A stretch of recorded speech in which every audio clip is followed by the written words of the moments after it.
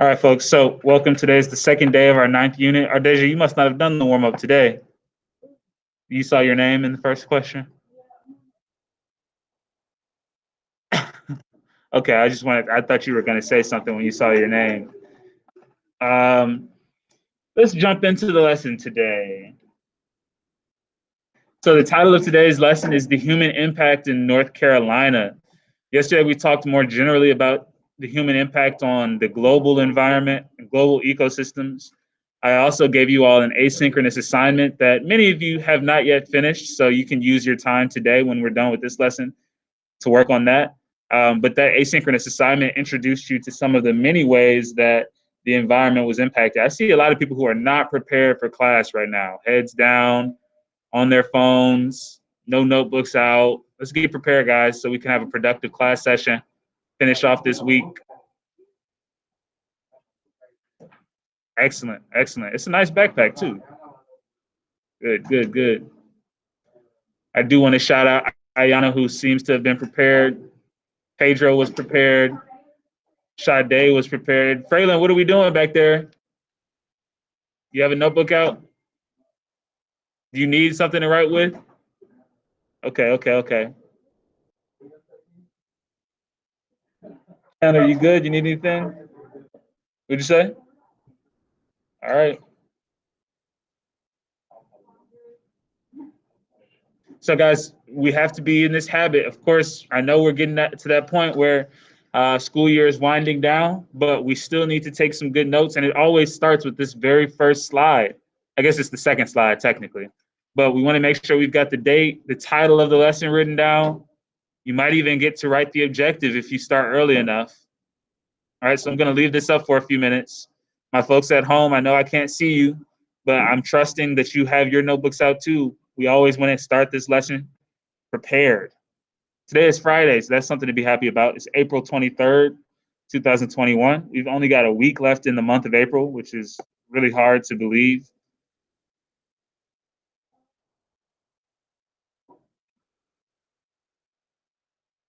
The objective today, what'd you say? I will just write down the title and the date. If you've got time, you can get the objective too, but you might not have time.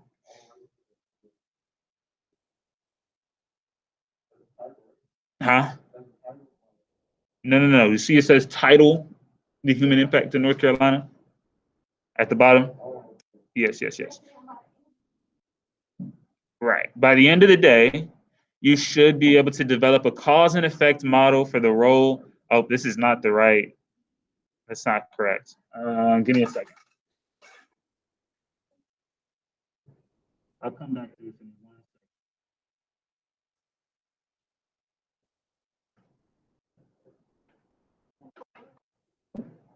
second.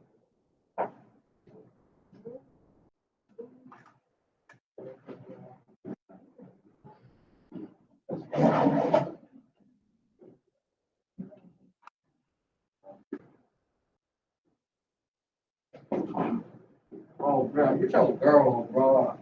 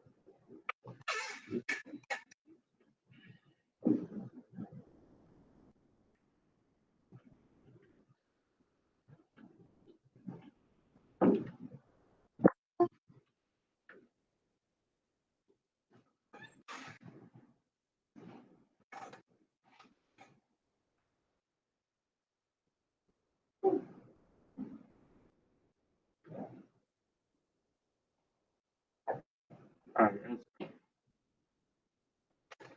Sorry about that. Plus the computer is being super slow.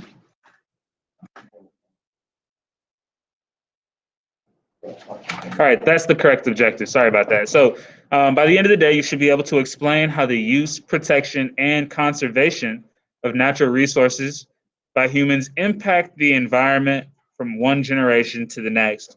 We're going to have a conversation about what specifically is going on here in the state of North Carolina. So hopefully you all have some personal connection to the conversation today.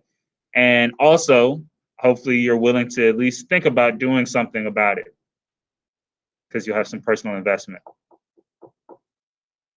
All right, let's jump in.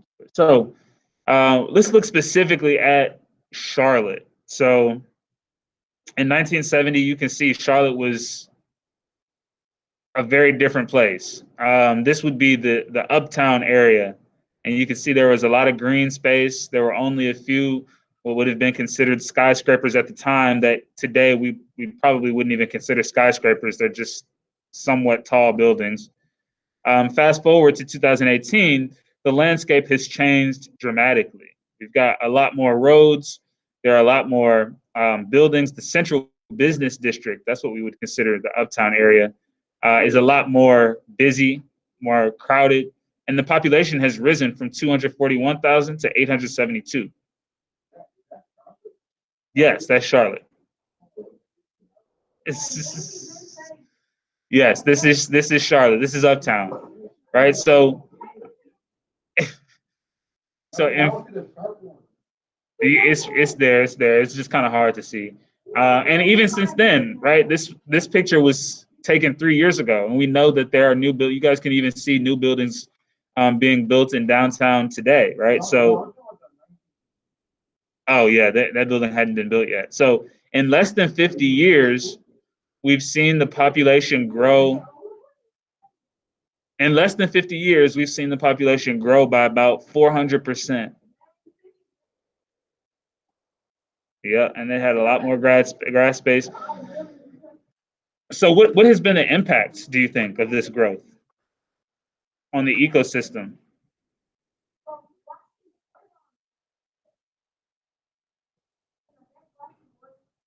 On the right side? There's no water. There's no water there. It's just the skyline or the horizon. So what's been the impact on the ecosystem because of this growth? What can you guys think of? Would you say pollution? Definitely a lot of pollution. Yeah, not only from the use of cars, but also the use of heavy machinery to build these structures. What else?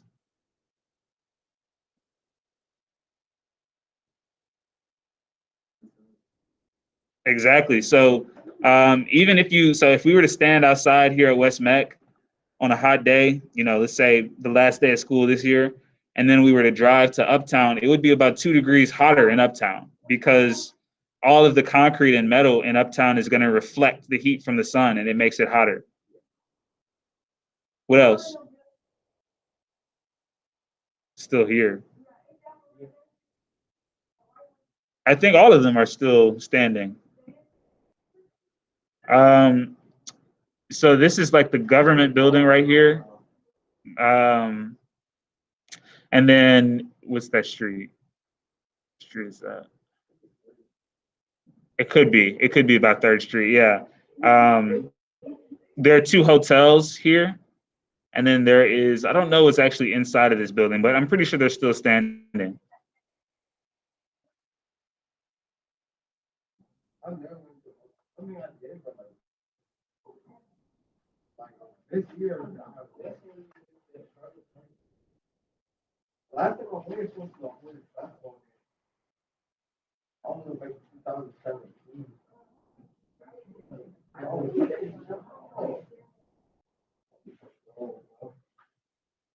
You are so mean to each other.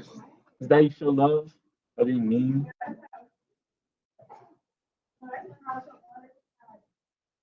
That's just how you talk to Neftali.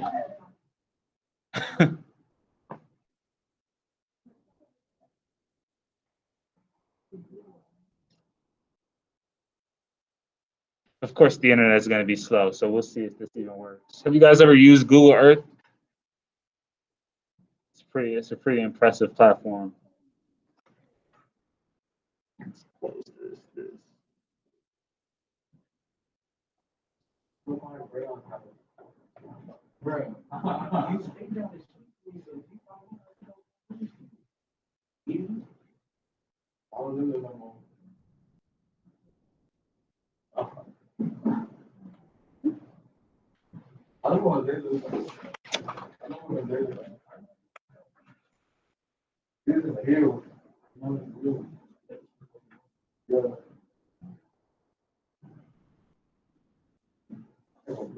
This isn't working. Let me see if it'll work from here.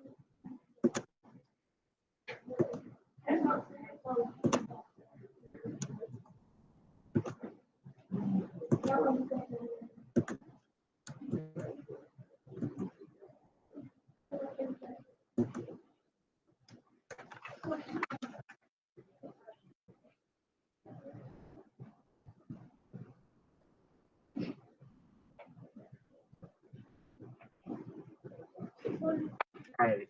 Can you guys see that? Oh. That's Google Earth? Yeah. All right, so let's look at North Carolina here.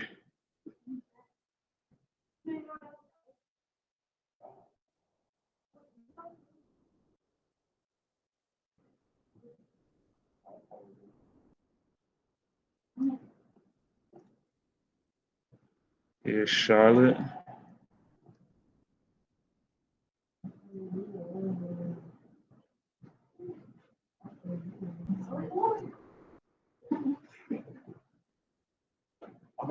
Okay.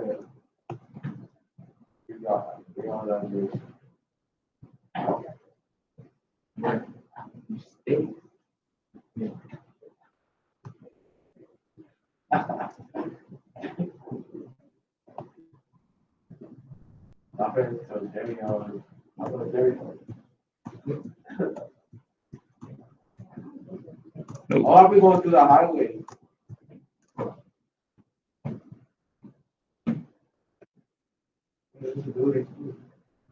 So isn't it? I think it's these buildings.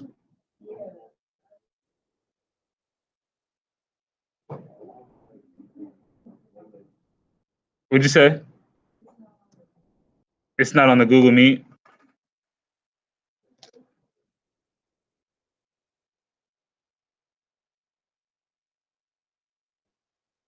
Is it showing up now?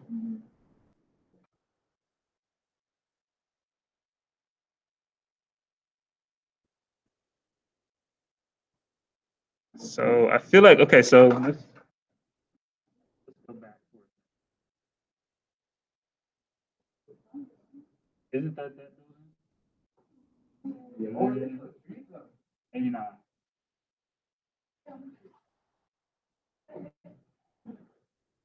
Oh, this is that building right here. Oh, yeah.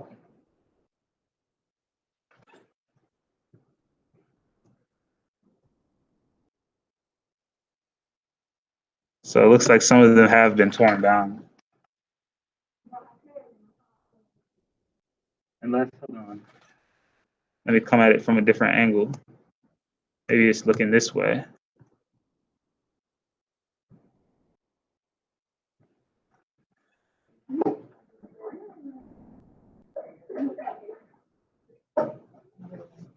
Yeah, look. You can see the this structure here. What is that?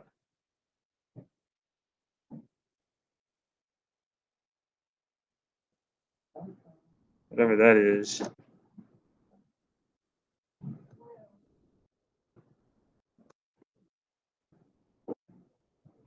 Yeah, this is it for sure.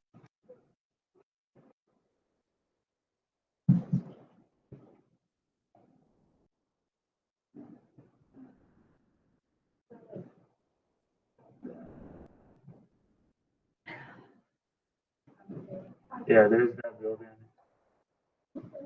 Okay, I'm the only one who's even like interested in this now. Let's go back to your presentation. I'll stop sharing.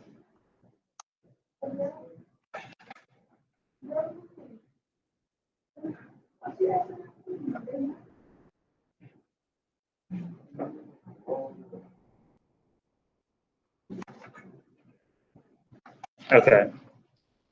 So anyway, clearly there have been a lot of changes to the city of Charlotte, and it's become much more urbanized.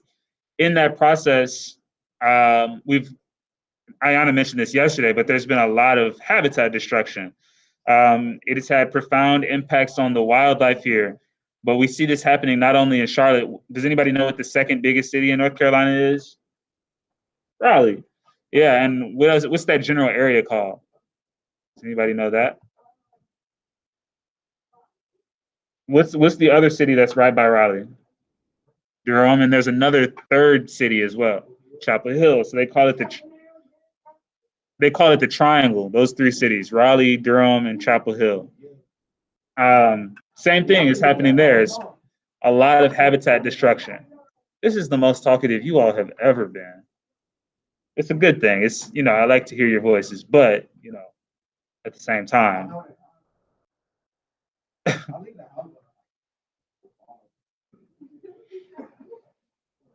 Okay, so here in the state of North Carolina, there are 4 main ecosystems. We are there in that red circle. What county are we in? Mecklenburg, thank you. So that's Mecklenburg County. We can see there are a lot of different counties throughout the state of North Carolina. That green region is represented by mountains. So that ecosystem is characterized by high altitude, of course. It's got rainy seasons, so it rains a lot more in the western parts of the state. Thick vegetation and high amounts of biodiversity. You see a lot of different species of both plant and animal life in the western parts of the state. The Piedmont ecosystem is considered a transition zone between the mountains and the coast. So we kind of represent the valley. Of course, this is where we have seen most of the urbanization that takes place in the state of North Carolina. Of course, we've got Mecklenburg County, but we've also got Wake County, which is where Raleigh is.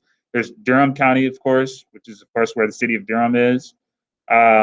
So this area in general, we've also got Rocky Mount, Greensboro. There's been a lot of urbanization in this Piedmont. So there's less biodiversity. However, a long time ago, there were gold deposits here, which is one of the reasons why we see those cities located where they are. There's also a smaller sandhill region. This region, if you kind of travel to this part of the state of North Carolina, it looks more like the state of South Carolina. You'll see a lot more sandy soils. There are pine trees there, and there are animals that are well adapted to fires because those pine trees are more flammable. And then the coastal plain region, characterized by more pine trees and cypress trees. There are coastal dunes, higher humidity, of course, because it's closer to the water. And we see most of the damage from climate change taking place in that coastal region because of the rising sea levels. So interesting stuff here. One of the things that is affecting the state of North Carolina quite heavily is acid rain. So there are a lot of car factories in the state of Tennessee, which is where Detron has recently joined us from. And those car factories are producing a lot of harmful emissions. It just so happens that the wind system is blowing those harmful emissions eastward towards the state of North Carolina. And of course, those emissions get absorbed by the cloud systems, by the rain. And so the rain is not just water. This is why it's not like really a good idea to drink rain, because it has a lot of different chemicals in it. And so the water is more acidic than it would normally be, than it should normally be. As the rain falls, it has a profound impact on the ecosystem. It can damage plants. It can erode structures that humans have built. And if it accumulates in bodies of water, it can actually kill the fish. All right, so this is something that we are, dealing with as a result of human emissions. In the coastal plain region, of course, we see rising sea levels and more severe storms. So you guys probably remember a couple of years ago, there was a relatively, I think it was 2018, October 2018, there was a relatively large hurricane, and we were out of school for 2 days. There was a Thursday and a Friday that we were out of school. And of course, here in Charlotte, we're not that close to the coast, but the rain was still, and the winds were still strong enough to affect Mecklenburg County. But just imagine what it was like in the eastern parts of the state. Not Asheville, Wilmington.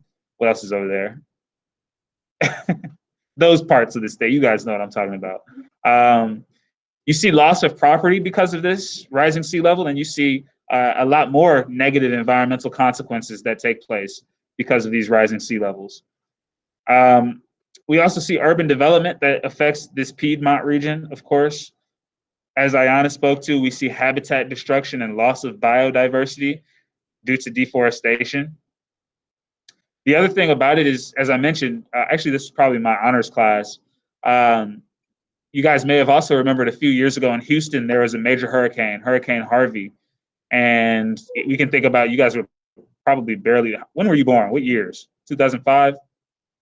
2004, okay. So you guys were 1 year old in 2005 when Hurricane Katrina hit New Orleans and killed, dozens of people and, caused billions of dollars worth of damage that they're still in some ways recovering from today.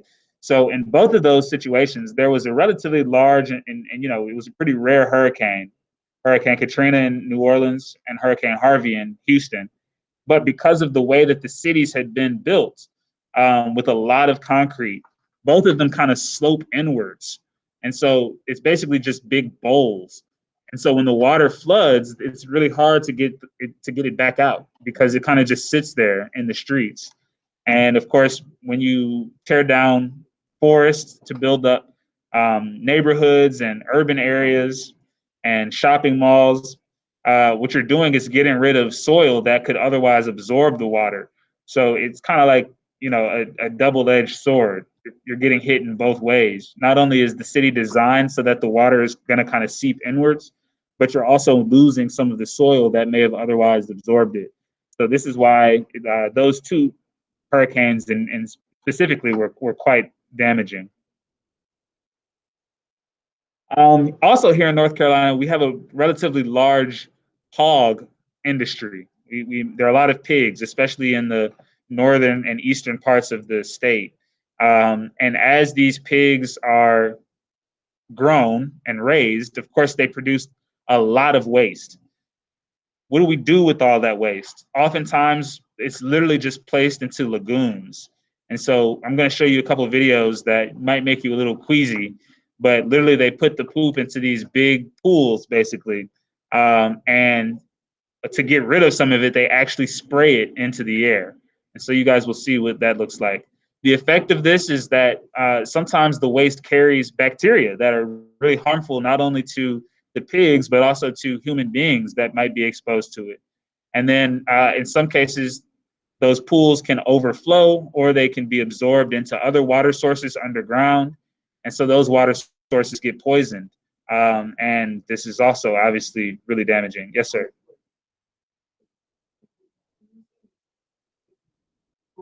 You'll see in this video I'm about to show you. All right, so there are over 30 waste lagoons with over 7 million hogs in eastern North Carolina. There is little to no space left, so hog farms have found other ways to disperse the waste. Ayana, can you turn off the front row of lights? Thank you.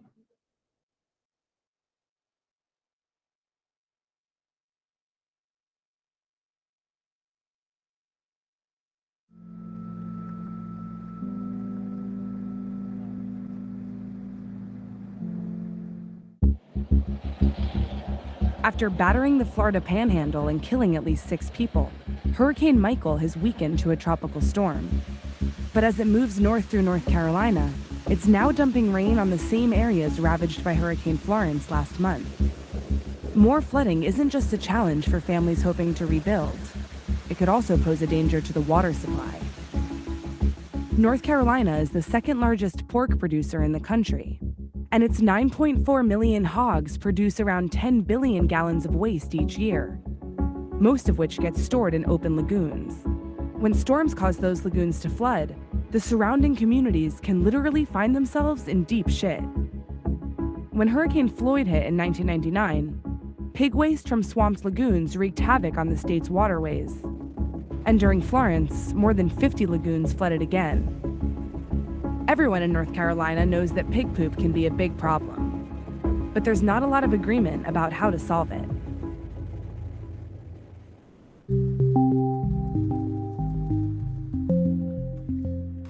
Morris Murphy takes care of 15,000 hogs, and like many other farmers here in Duplin County, he puts their shit in massive open pits, 5 of them. This is pretty much standard industry-wide. I get the question, all technology is advancing all different ways. Why is it not hitting the farm? The only answer I got with that, if it ain't fixed, don't broke. If not broke, don't fix it, The fill level in the lagoons is only allowed to get to a certain point. And to keep it there, Murphy uses the excess to fertilize his fields, using what amounts to the world's smelliest aerosol spray. The sprinkler is rotating back and forth, and that takes care of all. You set it on for whatever speed you want, so we know how many gallons of nitrogen we're putting per acre. All that's calculated. It's fairly simple. During Hurricane Florence, Morris's lagoons didn't flood, and the hog waste remained within his property. In his view, the system works, even in emergencies. And everybody saw this one coming. The industry as a whole, everybody done a fantastic job. Is this the best way to take care of the waste the hogs produce and then turn it into nutrients? It's the best way to my knowledge. If there's other, like I said, if there's other ways to do it, I'm open to listen to it. To put a cover on this lagoon right here, this size, would probably be $300,000. I got 3 of them. Here, I got 2 more. That'd be $1.5 million. I couldn't survive it. Personally, I think the system's fine. Somebody needs to come here and point to me and prove to me that what I'm doing is bad for the environment before I feel like I need to change it.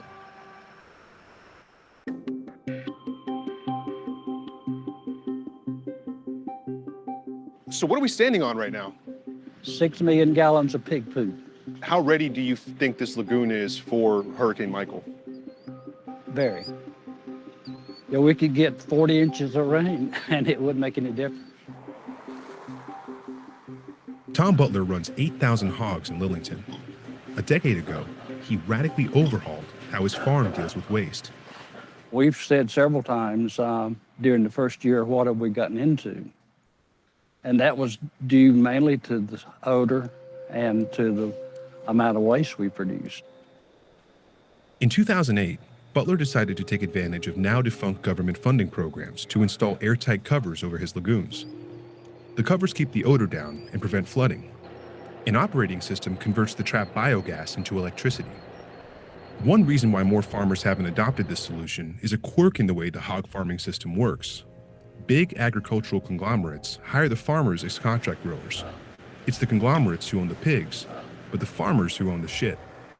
Meaning they don't have the incentive or the cash on hand to change the system on a larger scale. And dealing with waste seems like a pretty expensive problem. The biggest expense for us would be if I wanted to close the farm right now, had everything paid off, was absolutely disgusted and wanted to leave, it would cost me $320,000 out of my pocket to just close these 2. So you rent the pigs and you own the waste? Yes. We didn't have any idea of what we were taking on because we weren't educated in waste management. I'd say 95% of the growers that signed contracts had no education in waste management. We have a system that's not working.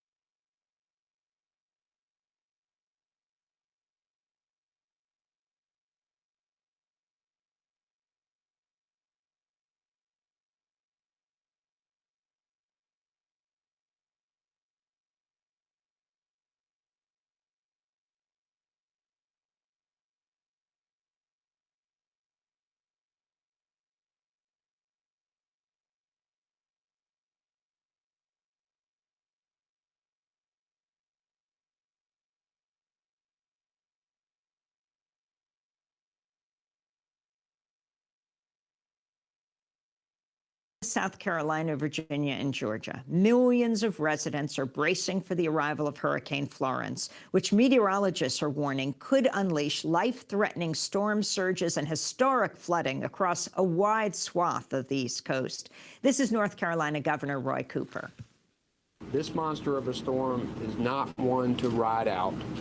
When you're looking at a storm surge of this magnitude, where the National Weather Service has says that the damage is going to be unbelievable and that they cannot emphasize it enough, we know that that's a message that we should listen to.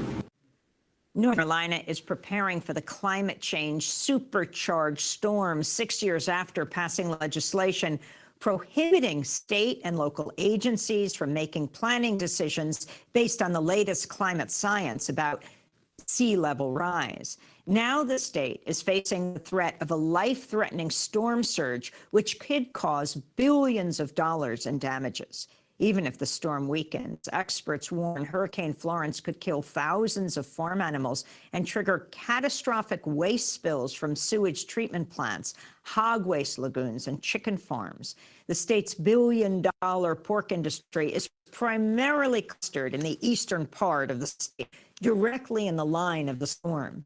Many of the factory hog farms in North Carolina store their waste by spraying it on nearby fields and neighborhoods or by depositing it in lagoons that can overflow during hurricanes, causing the toxic pig manure to pour into nearby waterways.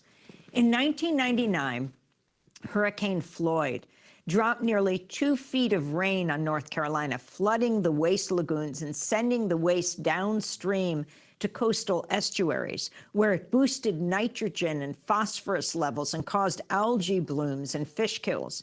Meanwhile, Inside Climate News has published a map showing 24 toxic coal ash containment ponds in the path of Hurricane Florence that may flood in the extreme rainfall. For more, we're going to North Carolina, where we're joined by two guests. Will Hendrick is a staff attorney with the Waterkeeper Alliance and manager of the organization's North Carolina Pure Farms, Pure Waters campaign. And Frank Holloman, senior attorney at the Southern Environmental Law Center, where he works on protecting rivers, streams, groundwater, and drinking water sources from coal ash, including after a North Carolina facility owned by Duke Energy spilled 39,000 tons of coal ash into the Dan River in 2014. Well, we welcome you both to Democracy Now! And I wanted to begin with Will. Will, if you could start off by talking about exactly what is happening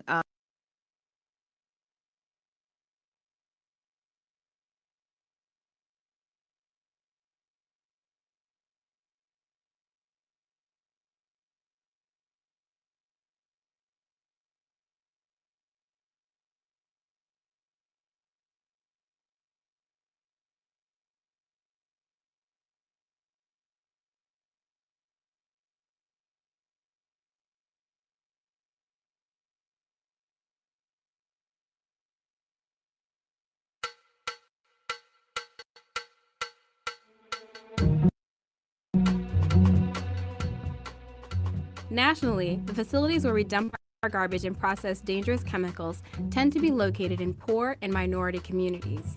The people who live there have little or no protection from the industries around them, and things could get worse. So there's this idea of environmental justice. It's pretty simple. Communities shouldn't be forced to deal with more pollution because they belong to a certain race, national origin, or income bracket. Yet America has struggled over the years to implement any serious policy that actually protects these communities. So let's lay out the ways the government has failed them. We will not allow one county to become a dump site. The fight for environmental justice took off in 1982, when residents of Warren County, North Carolina mounted mass demonstrations against a plan to dump contaminated soil in a landfill in their community. The EPA investigated 4 similar landfills in southern states and found that they were all located in Black or low-income neighborhoods.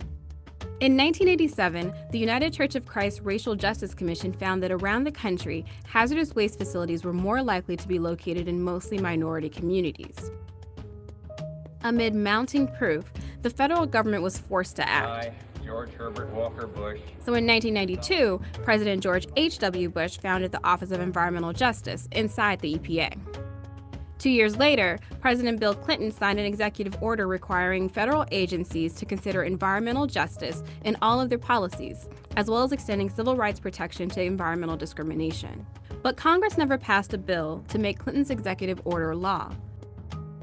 Then came George W. Bush. His administration shifted the focus of the Office of Environmental Justice from protecting low-income and minority communities to all people, leaving vulnerable populations without a federal environmental advocate. 80% of New Orleans, including much of downtown, is underwater. Under Bush, many environmental civil rights claims were rejected or delayed for years. In 2009, after President Barack Obama's election, his administration recommitted to environmental justice. Generally speaking, in this country, a lot of environmentally problematic facilities tend to be located in places where poor folks live. Yet, during the 2 years Democrats controlled the House, the Senate, and the White House, they didn't file a single bill focused on strengthening environmental justice protections. Passing major environmental legislation faded further when Republicans took control of Congress in the 2010 midterm elections. Now, President Donald J. Trump is making good on his vow to weaken the EPA. Environmental protection, what they do is a disgrace. Every week they come out with new regulations. They make it impossible. Who's going to protect the environment? We'll be fine with the environment. We can leave a little bit. This budget, a 31% cut to the EPA, $2.6 billion cut away from the EPA. That's what the president wants. As the EPA loses funding and regulations are rolled back, vulnerable communities may very likely fall through the cracks. I'm Talia Buford. I'll be covering these communities and digging into systemic environmental injustice. If you have something to tell me, email me at talia.buford@ProPublic.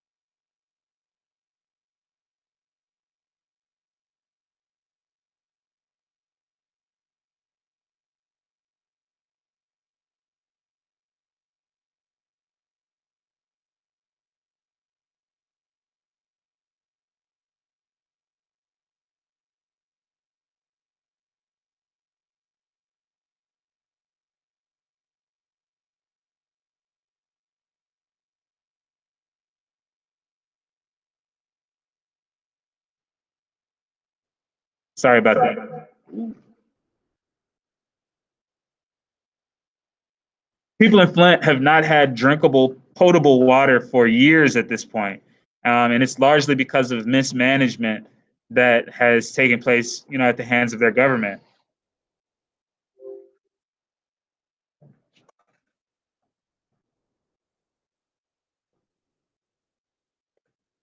We'll talk more about this next week, but here in North Carolina, we've got this invasive species of vine called the kudzu vine. It was brought over from Japan to the United States, and it has no natural predators. The insect species and animal species here in North Carolina and really throughout the American South do not like eating kudzu vine. So because of that, it's just kind of taken over the landscape. We see kudzu vine growing all over the place. You can drive kind of around the city of Charlotte and you can see some of it in some places. The effect is that its excessive growth is engulfing forests and it's outcompeting native species. So we're losing some of the biodiversity in the state.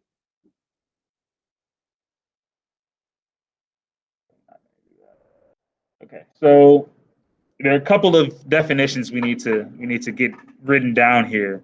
Number one, sustainability. So sustainability is the avoidance of the depletion of natural resources in order to maintain an ecological balance.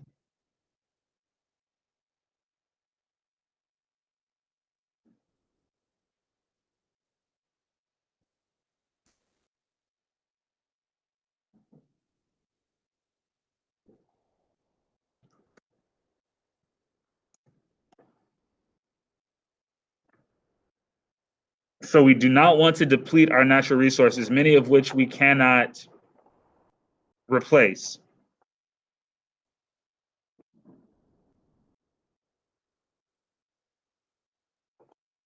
We've also got to keep in mind that living here in the United States, we have an outsized ecological footprint. We use more resources than most other places in the world do. We produce a lot more waste than most other places in the world do.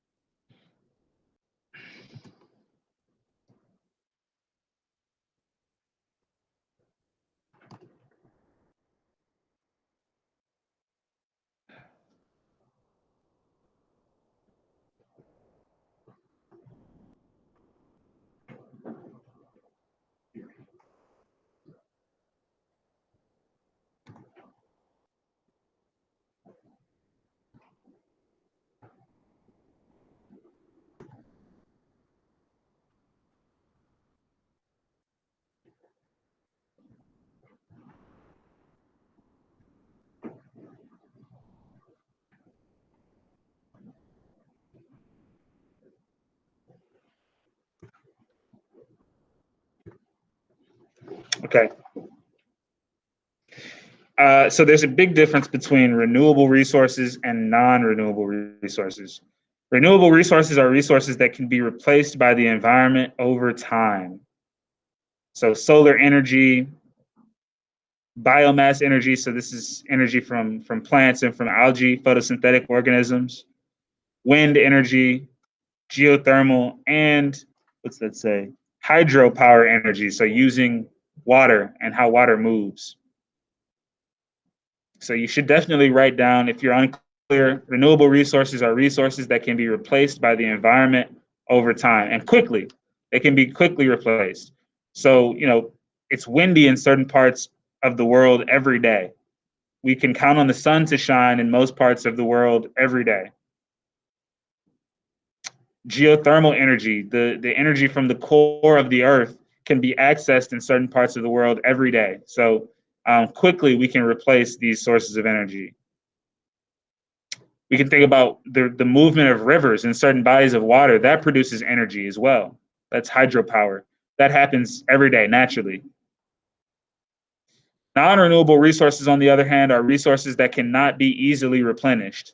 They take a long time for the earth to create. So we can think about fossil fuels, coal, natural gas, and even nuclear energy, which is thought to be kind of a cleaner source of energy.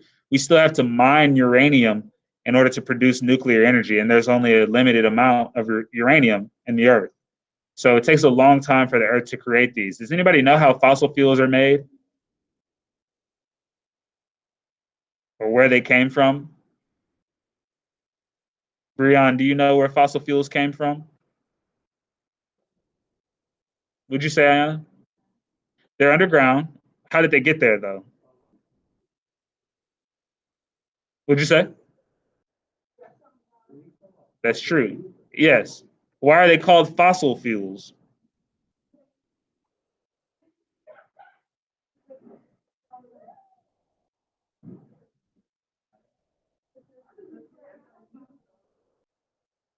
Correct. So fossil fuels are basically decomposed life forms that lived millions of years ago, and that as they've sunken in the ground, they've been exposed to more and more pressure and greater heat as well.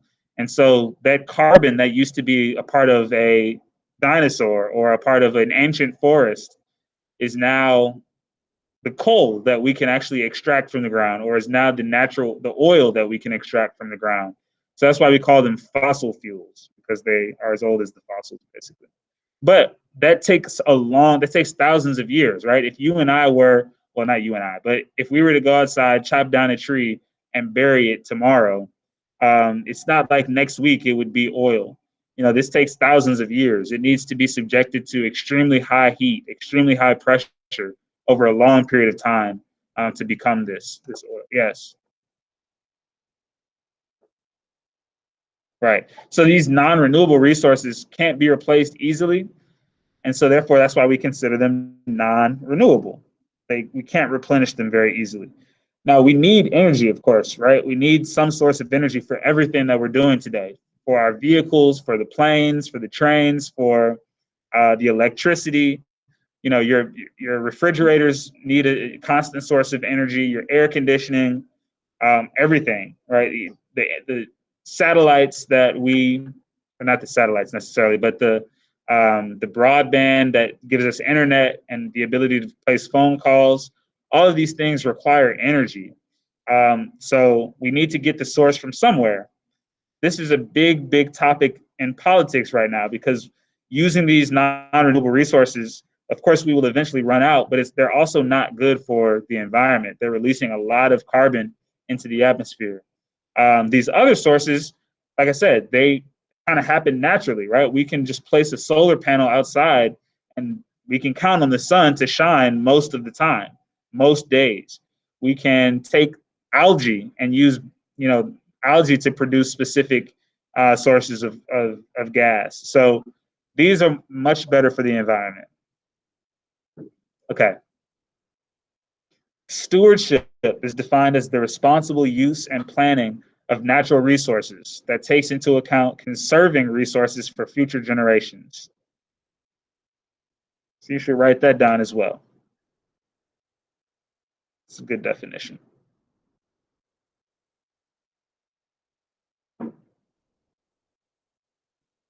So rather than over-consuming and trying to buy everything new all the time, we've got to be mindful of the fact that Earth's resources are limited.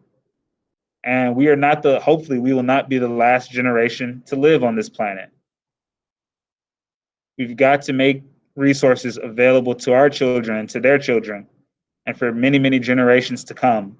So this requires being intentional in how we use the limited resources.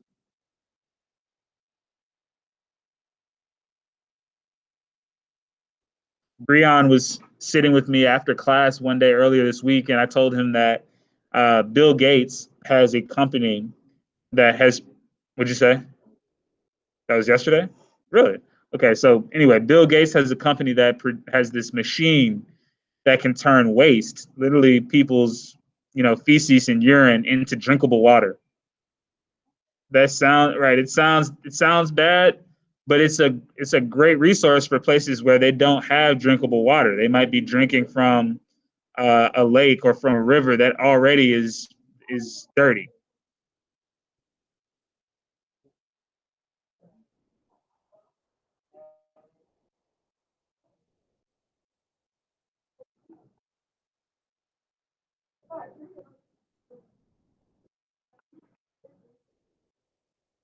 So I guess you should just be grateful that you live in America and you don't have to do that.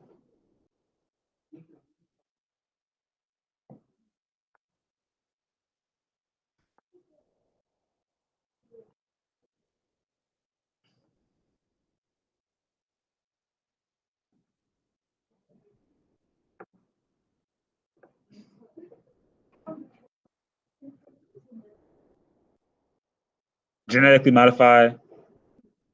Yeah. Yes. I'm not aware of any specific examples, but yes, it can be done. I mean, we can genetically modify anything.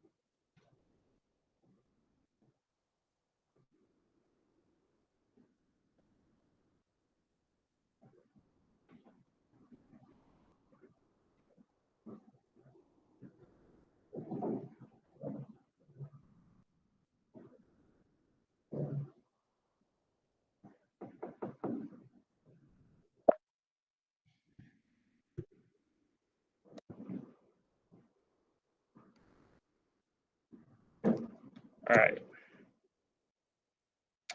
Okay, we've got 13 minutes left. Like I said, many of you did not do that green assignment, the U9D2 Human Impact on the Environment assignment. So that's what I want you to spend your time doing today. I am going to walk around and check and make sure that you're doing it after I finish this exit ticket. So once you finish that assignment, you can move on to the exit ticket. There was an exit ticket yesterday as well that you all may not have had time to do. So there are a couple things you can spend your day doing, or your time, the next 12 minutes.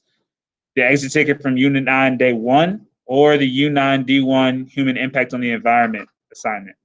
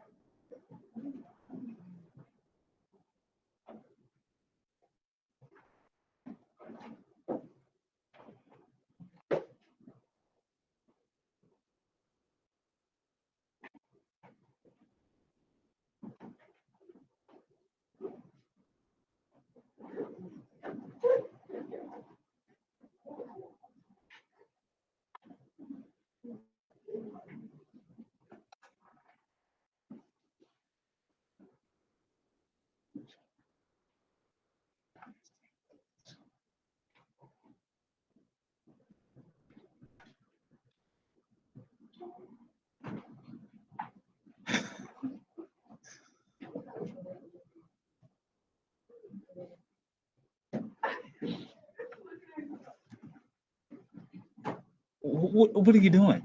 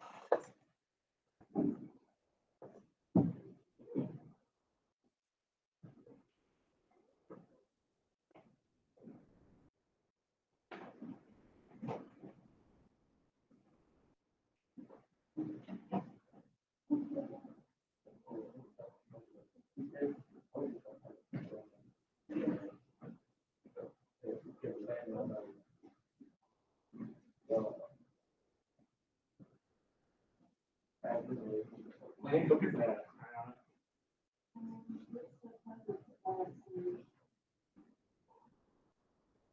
Are you ready for that?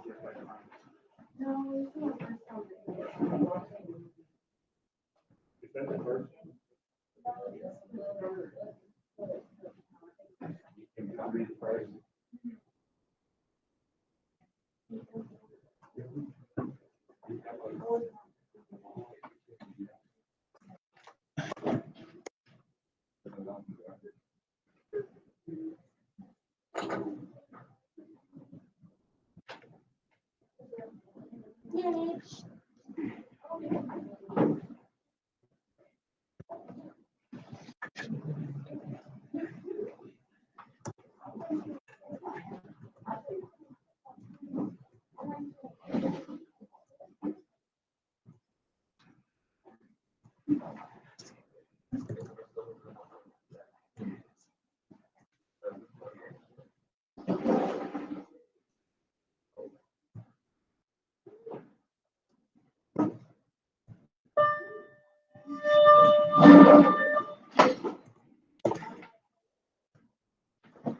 You all have a good weekend.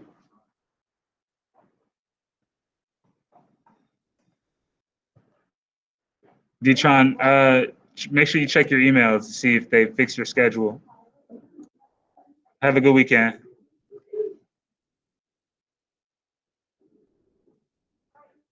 See you.